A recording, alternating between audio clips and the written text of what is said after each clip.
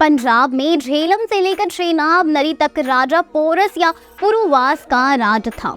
इसकी राजधानी मौजूदा लाहौर के आसपास थी। उनका साम्राज्य वर्तमान पंजाब में झेलम और चेनाब नदियों तक था। पोरस का कार्यकाल 340 ईसा पूर्व से 315 ईसा पूर्व के बीच माना जाता है। पोरस झेलम नदी के किनारे बसे एक छोटे राज्य के राजा थे। भारत पहले एक देश नहीं था, अलग अलग राज्य थे जिनमें से एक का शासक पोरस था। पोरस का शासन क्षेत्र पंजाब में झेलम के आसपास था, लेकिन यहाँ जितने छोटे छोटे राज्य थे उनमें पोरस को काफी शक्तिशाली शासक माना जाता था।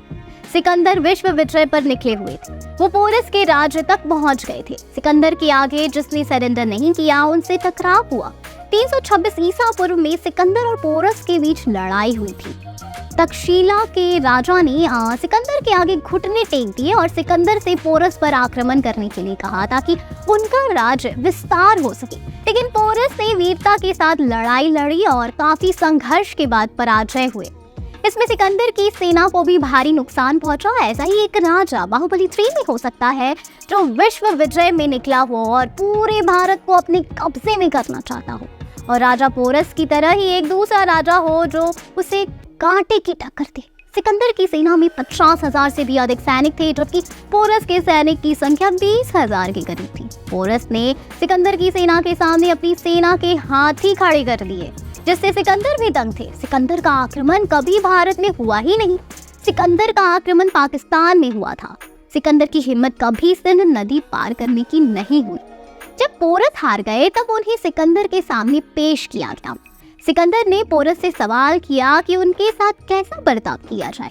इस सवाल के जवाब में पोरस ने सिकंदर से बड़े आत्मविश्वास और आत्मसम्मान के साथ कहा कि ठीक वैसा जैसा एक शासक दूसरे शासक के साथ करता है। सिकंदर को उनका आत्मविश्वास से भरा जवाब पसंद आया और उसके बाद सिकंदर को महसूस हुआ कि उनकी सेना को यहाँ काफी संघर्ष करना पड़ा और नुकसान झेलना पड़ा है। इस तरह के नुकसान और टकराव से बचने के लिए सिकंदर ने पोरस से दोस्ताना संबंध स्थापित किए ताकि आगे किसी तरह की मदद के लिए पोरस का साथ हासिल किया जा सके। सिकंदर की मजबूरी और कूटनीतिक समझ थी, जिस वजह से उन्होंने पोरस से व्यवहारिक तौर पर दोस्ताना संबंध रखे। सिकंदर और पोरस का युद्ध तिथि निर्धारण के लिहाज से अहम रहा है। सिकंदर के आक्रमण के बाद भारतीय इतिहास में सुनिश्चित तिथिकरण का सिलसिला स्पष्ट हो जाता है। और दूसरी बात यह है कि एक सीमावर्ती क्षेत्र था। सिकंदर को भारत में घुसने से पहले काफी संघर्ष करना पड़ा और जन धन की हानि उठानी पड़ी। सिकंदर विश्व विजय के लिए निकले थे, लेकिन ये आसान नहीं था। सिकंदर को पता था कि पूर्व में भी काफी राज्य है जिनका सामना करना पड़ेगा और सिकंदर की सेनाएं थक चुकी थी। उनमें निराशा का भाव था। वो वापस लौटना चाहते थे। ये समस्या सिकंदर के लिए चिंता का विषय थी। वहीं पर एक तरह से सिकंदर के विजय अभियान पर ब्रेक लग गया और वो पूर्व के भारत की तरफ अपना सैनिक अभियान जारी नहीं रख पाए। पोरस से संधि के बाद सिकंदर जनरल नियाज को जिम्मेदारी सौंपकर अपने प्रदेश की तरफ लौटने गए, लेकिन रास्ते में उनका स्वास्थ्य बिगड़ा और उनकी मृत्यु हो गई। 323 ईसा पूर्व में सिकंदर की मौत के बाद उनके ही एक जनरल ने पोरस की हत्या कर।